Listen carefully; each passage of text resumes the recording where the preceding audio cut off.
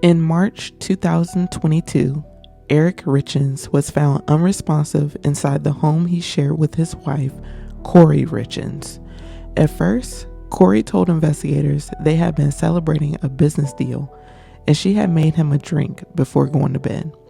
But prosecutors would later say Eric's death was not sudden, random, or accidental. They argued it began weeks earlier on Valentine's Day with a sandwich, a secret affair, a fentanyl connection, and a husband who warned his friends he thought he might not live much longer. This is a detailed breakdown of the Kouri Richins case based on the timeline, court evidence, witness testimony, the moments that led to Eric Richins' death. Here's what we know about this case and how everything unfolded.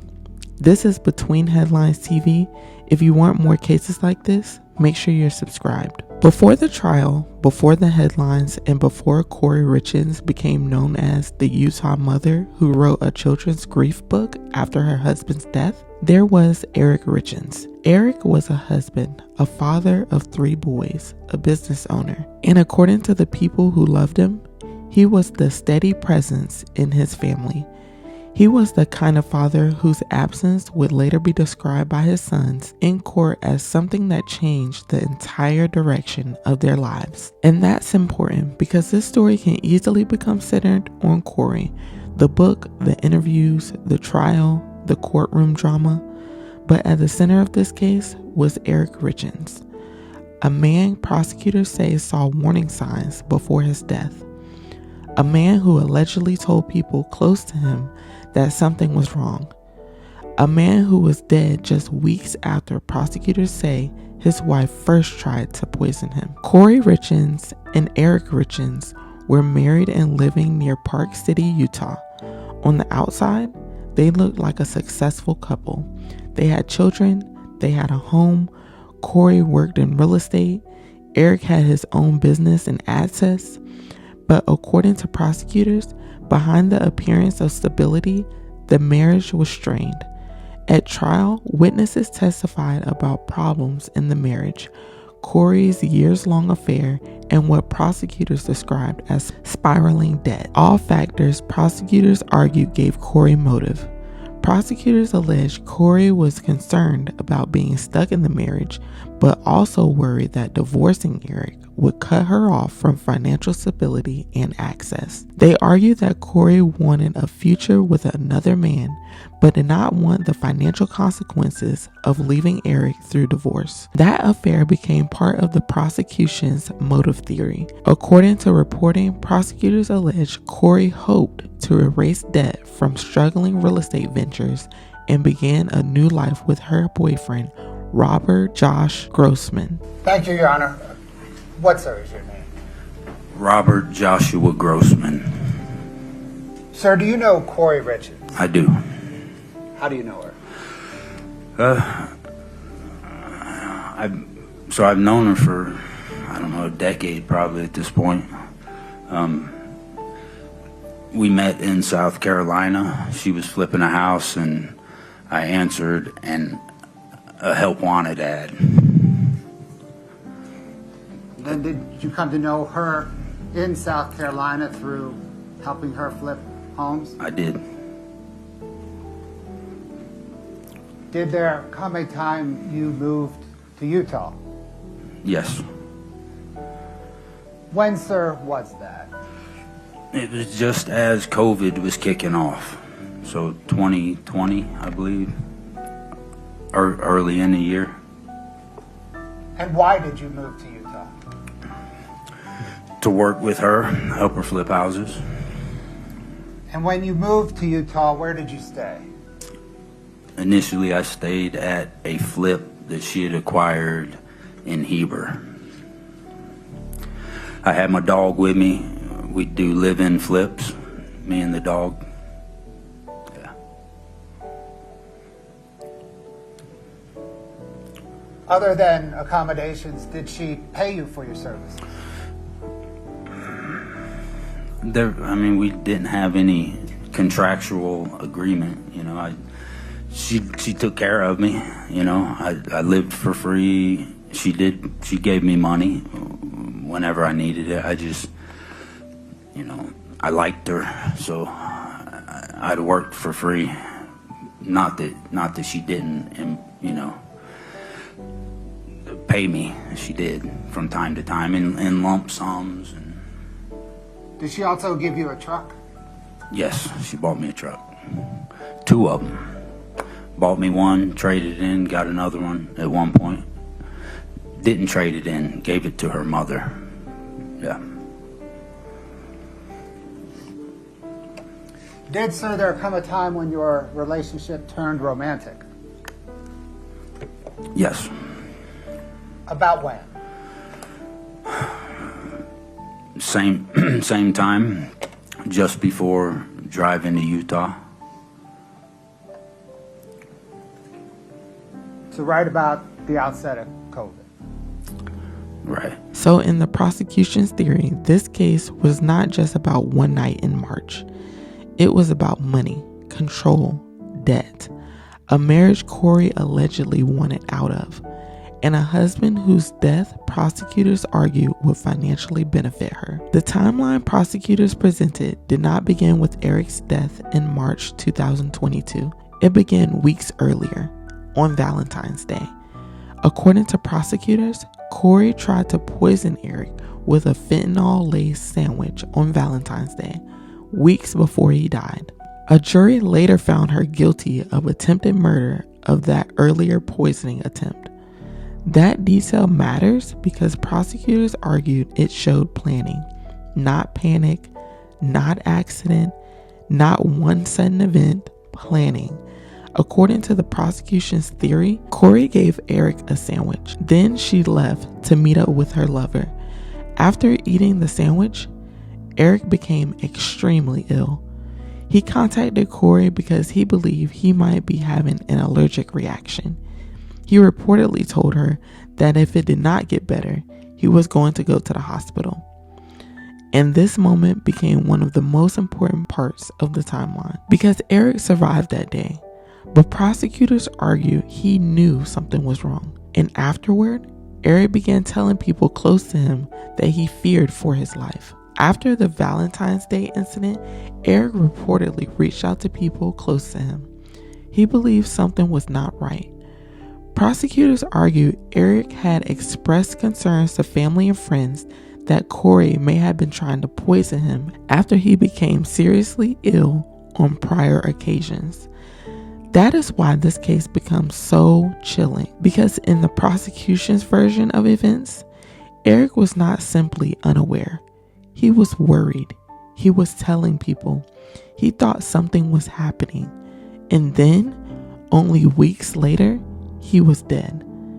That sequence, Valentine's Day, the illness, the warnings, then March 2022, became central to the state's argument. Prosecutors wanted jurors to see Eric's death not as an isolated tragedy, but as the second step after a failed first attempt. One of the most important witnesses in the case was connected to how prosecutors alleged Kouri obtained fentanyl. According to prosecutors, Kouri obtained fentanyl through her housekeeper. The housekeeper's role mattered because the prosecution's theory depended on showing how Kouri got access to the drug that killed Eric. Prosecutors alleged that there were 2 different occasions where Kouri requested pills. The first time, according to the allegations, what Kouri received was not strong enough. Then, prosecutors alleged Kouri asked for something stronger. That is where fentanyl became central. In the prosecution's version of events, this was not a random substance that appeared out of nowhere. They argue Kouri specifically sought out a stronger drug after the first attempt failed. That connected the Valentine's Day poisoning attempt to Eric's final night in March. Another key part of the case was Eric's estate planning. According to prosecutors, Eric made changes before his death that Kouri did not know about.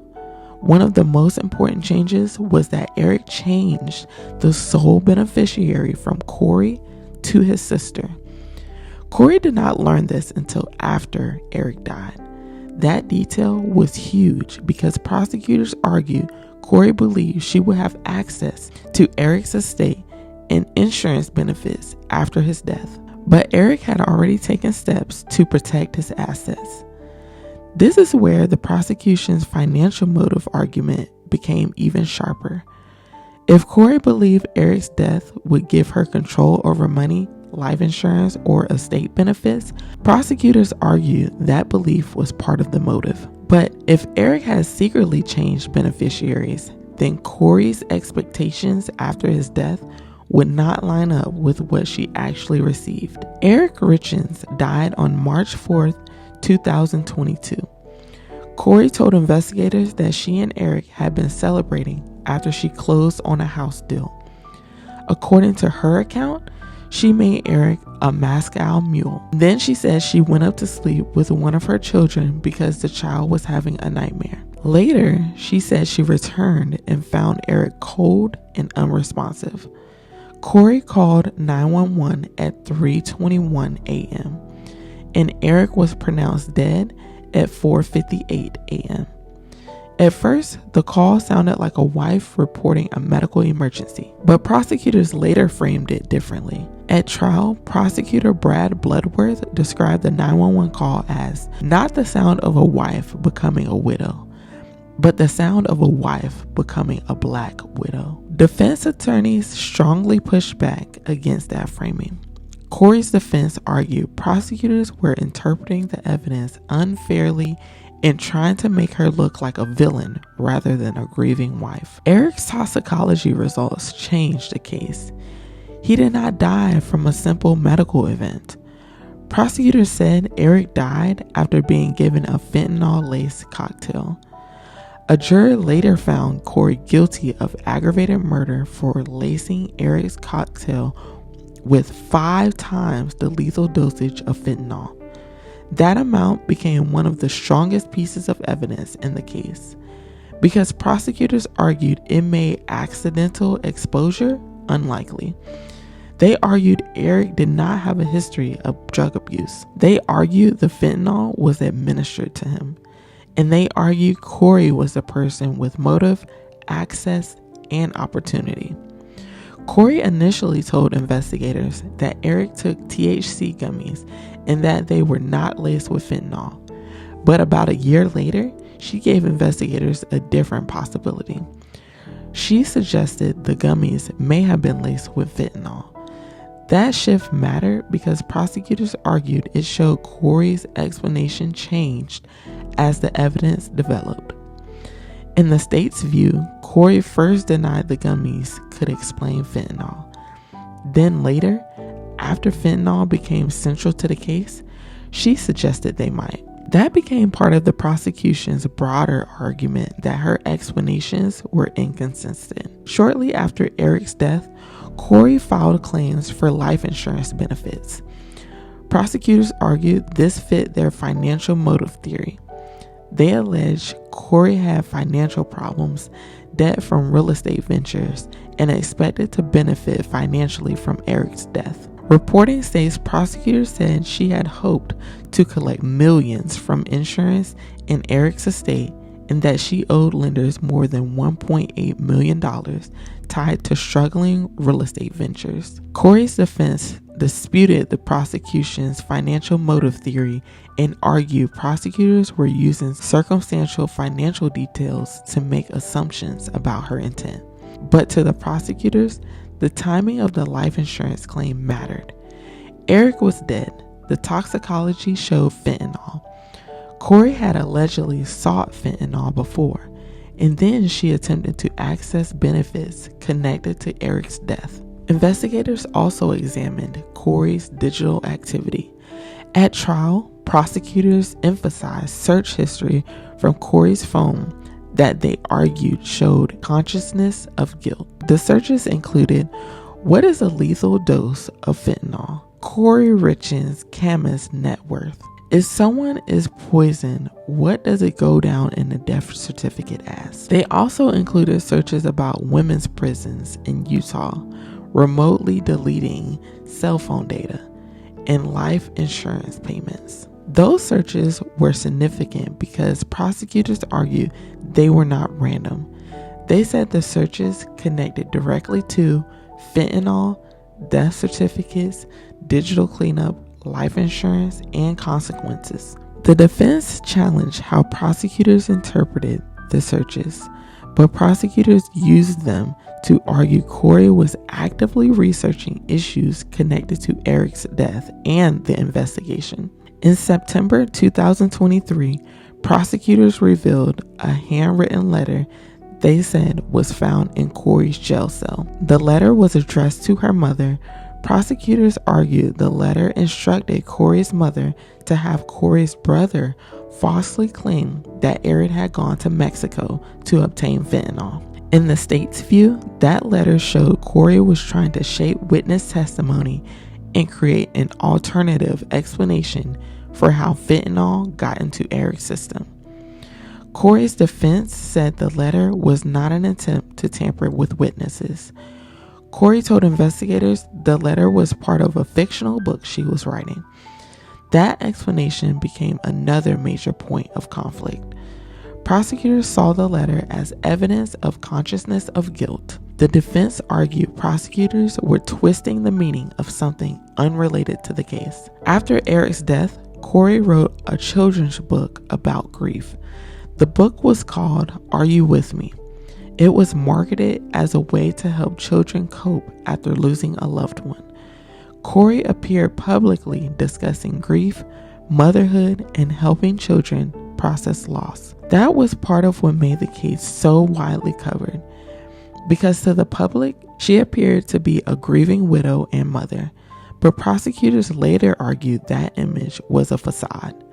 The children's book became symbolic in the case because Kouri was publicly presenting herself as someone helping children cope with the loss of their father, while prosecutors said she was responsible for creating that loss. Kouri Richins eventually went to trial in 2026. She faced charges including aggravated murder, attempted aggravated murder, 2 counts of insurance fraud, forgery.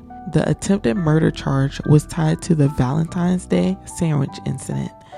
The aggravated murder charge was tied to Eric's death in March 2022. The fraud and forgery charges were connected to the life insurance and financial documents. In March 2026, after a 3-week trial, an 8-person jury found Kouri guilty on all counts. The jury deliberated for about 3 hours. Kouri's defense maintained she was innocent. Her attorneys argued the prosecution was building a story from circumstantial evidence and unfairly interpreting normal or explainable behavior as guilt. The defense also argued Eric had used drugs or pain medication and suggested alternative explanations for the fentanyl. They pushed back against the financial motive theory, the interpretation of search history, the jailhouse letter, and the prosecution's portrayal of Kouri as calculated. Defense attorney Wendy Lewis argued the prosecution looked at the facts in a way that made Kouri appear like a witch, while the defense saw a widow. But jurors ultimately rejected the defense theory. Kouri Richins was sentenced in May 2026. The sentencing happened on what would have been Eric Richins' 44th birthday. Before sentencing, Eric and Kouri's 3 sons submitted victim impact statements. This became one of the most emotional parts of the case. Good morning, Judge. Take your time.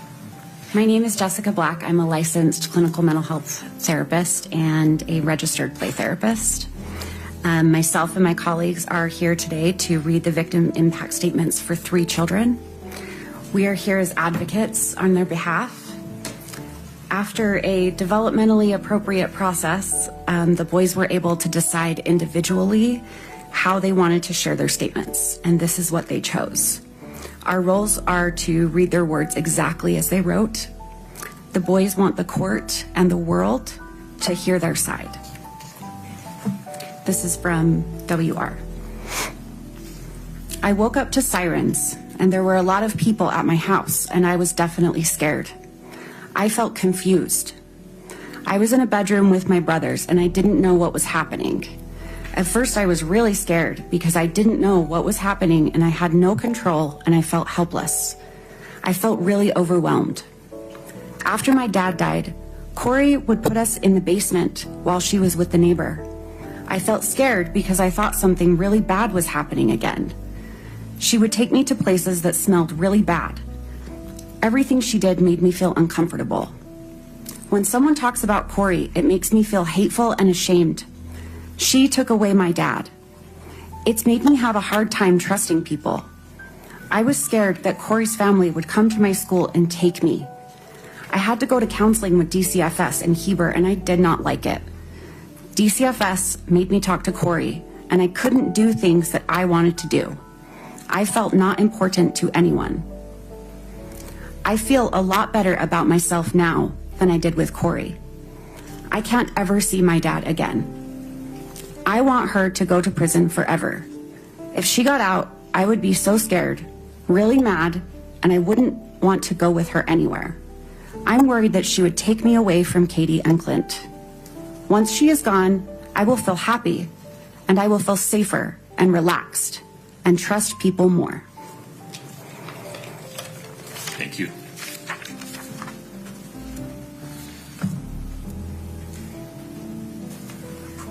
Christina.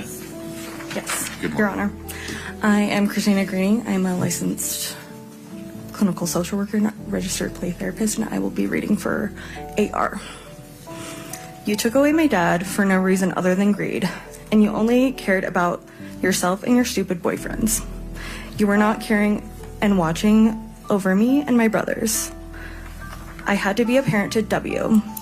C and I would walk him to the bus stop, feed him, and watch him. You were not concerned about our health. When we got hurt, you didn't even care. When C got ran over by a side-by-side, you still made him go to the soccer game that day without taking him to the doctors first. You would lock C in his room, and I would have to go to the kitchen and bring him food. You shamed us when we didn't want to eat uncooked lasagna you made. We threw it away because we couldn't eat it. Then you made us watch videos of children starving in war areas. You wanted to scare us into eating something that wasn't cooked. You wouldn't let our dog outside, and then the dog would pee inside. You created this problem, then you would smack my dog on the head as hard as you could. You wouldn't let me put my kitten in the garage for safety at night, and we found it eaten by raccoons the next day. You wouldn't let us turn on and use the heater lamp for the chickens and bunnies, and they froze to death. You would always argue with my dad and lock the door. You were not playing the role as a real mother does. You were doing the opposite. Now my dad can't be my coach anymore, can't be at any of my games. He won't be at my birthdays. He can't teach me how to drive. He won't be at my graduation, and he can't take me camping or fishing. You made me paranoid about sleeping on my dad's side of the bed by saying I might die or get harmed when I was just trying to be close to my dad after you killed him. You took away everything from me and my brothers. I don't want you out of jail because I will not feel safe if you are out. You have never said sorry for anything that you have done to me and my brothers. I don't want you to hurt anyone again. I know that you will need to stay in jail to fully take accountability for what you did to me, C, W, and my dad.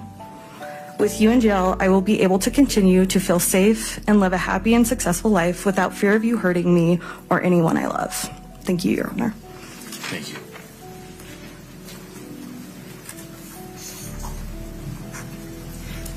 Sarah. Yes, my name is Sarah. I'm a licensed clinical social worker and registered play therapist, and I'm going to read the victim impact statement for CR. My name and age now, my name and age I was at the time of the crime. CR, age 12, now 13. I was 9 when my dad was murdered. What I would like to see happen if the perpetrator is convicted of the crime, I would like to see Kouri get a life sentence. My thoughts regarding an appropriate sentence for the person who is accused of this crime, and if they are found guilty. I think Kouri should get a life sentence because what she did is very sick, because it had no reason to happen and it impacted a bunch of people, including me. These are some reasons why I think she should have a life sentence. The information I feel is important for the judge to be aware of in sentencing. I think the judge should know that my dad was a good person and very thoughtful and kind and helped whoever needed help. He was always taking the extra mile to help people. My physical injuries as a result of this crime are as follows. I was sleeping and then I went to get a drink of water, then went back to bed. And when I woke up shaking and Bailey called the ambulance and they came and I couldn't talk for a while, I think Kouri had something to do with it because she didn't call the ambulance. She called Bailey and Bailey called the ambulance. At the ER, Kouri resisted to have my blood drawn, and kids who usually have this kind of seizure is when they are a few months old to a year old. I learned later that Kouri bought more fentanyl and had it in the house when this happened. I think this is what happened. She did what she did to my dad in the living room. My experienced emotional injury because of this crime is described as follows. Sad. I feel mad that I have to feel sad. I went from being scared for my life to feeling really good. I was scared for my life because I didn't eat that much. Kouri was always drunk or gone. I was always locked in my room. I can't remember, but I am pretty sure the lock was on the outside. Kouri threatened she would kill my lizard because we didn't want to watch some weird show with her. All of our chickens died because there was no food or water. My rabbit died because we didn't have food or water. The goats almost starved to death because she bought moldy hay and she didn't water them. Nothing ever got fed or watered. It didn't feel good to worry about my animals. I felt like I had to take care of my siblings. Ash mostly took care of me though because I was locked in my room. Ash would bring me food. Kouri would lock me up if I told her she was drunk. This happened pretty much daily. I feel angry that she locked me in my room. I am angry almost all my animals died. I am angry she threatened to kill them. I am angry she killed my dad. I started to feel really good when I moved into a safe place. It was safe because the people around me were safe, Katie and Clint. I felt safe at Jake and Shalina, I believe, because I wasn't with Kouri anymore. Counseling. I feel annoyed that I have to go to counseling and tell the story about what happened 55 million times. I feel better now because I know it's to help me. I would like to not have to go to counseling. I would like to have to not worry about anything after this trial is over. I want the judge to know I hope Kouri gets convicted to a life sentence. Kouri is always drunk. I want the judge to know my dad was a good person and I miss my dad. I miss my dad, but I do not miss how my life used to be. I don't miss Kouri, I will tell you that. During sentencing, Kouri addressed her sons directly. She told them she loved them and said they had been influenced into believing she killed their father. She maintained her innocence. She told them, in substance, that the idea she took their father from them was wrong and that she would keep fighting the case. Her attorney said they planned to appeal and file a motion for a new trial. The judge sentenced Kouri Richins to life in prison without parole. He also imposed additional consecutive sentences for attempted murder, insurance fraud, and forgery. The judge said someone convicted of Kouri's crimes was simply too dangerous to ever be free. That sentence meant Kouri would not be eligible for release. The court accepted the prosecution's argument that Eric's death was not accidental, not unexplained, and not the result of someone else. It was, according to the jury's verdict, murder. But the potential impact on the survivors of the tragedy created by Kouri Richins, most importantly, Eric Richins' 3 sons, is more difficult to predict. On one hand, if the court sentences Ms. Richins to life without parole, one or more of those young men may come to resent that the court eliminated any opportunity they might have in the future, decades into the future, to express an opinion as adults with substantial life experience about whether their mother should, for example, be allowed to die with dignity. On the other hand, If the court sentences Ms. Richins to 25 to life, one or more of those young men may spend the next 30 years questioning why the court failed to protect them from the prospect of the person who murdered their father being released from prison at some time in the distant future, perhaps when they have families and children of their own. The court's contemplation of how those young men may come to feel about today's decision some 30 years from now comes from a place of genuine concern for them and humility regarding the court's inability to predict the future. Sitting here today, it is simply not possible for anyone, not even those young men, to know how their view of this case may evolve over the next several decades.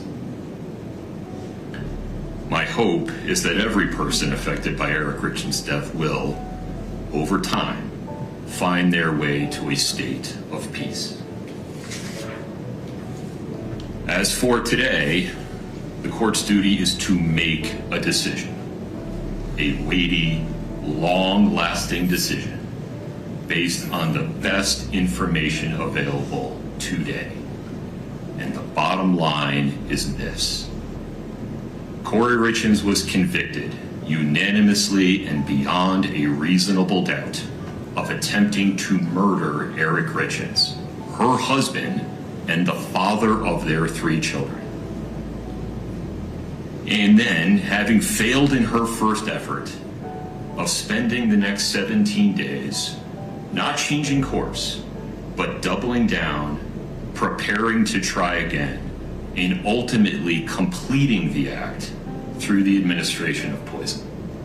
And for what? Money. All for pecuniary gain. A person convicted of committing that sequence of acts in that way and for that reason, and who causes the absolute tragedy that has befallen Eric Richins' sons and family. A person convicted of those things is simply too dangerous to ever be free. Accordingly, Ms. Richins, based on your conviction on count 1, first-degree felony aggravated murder, the court hereby sentences you to life without parole. You have the right to an appeal. You must file a notice of appeal within 30 days. You have the right to be represented by counsel on appeal. Mr. Bloodworth, anything further? No, Your Honor. Ms. Lewis, Ms. Nestor.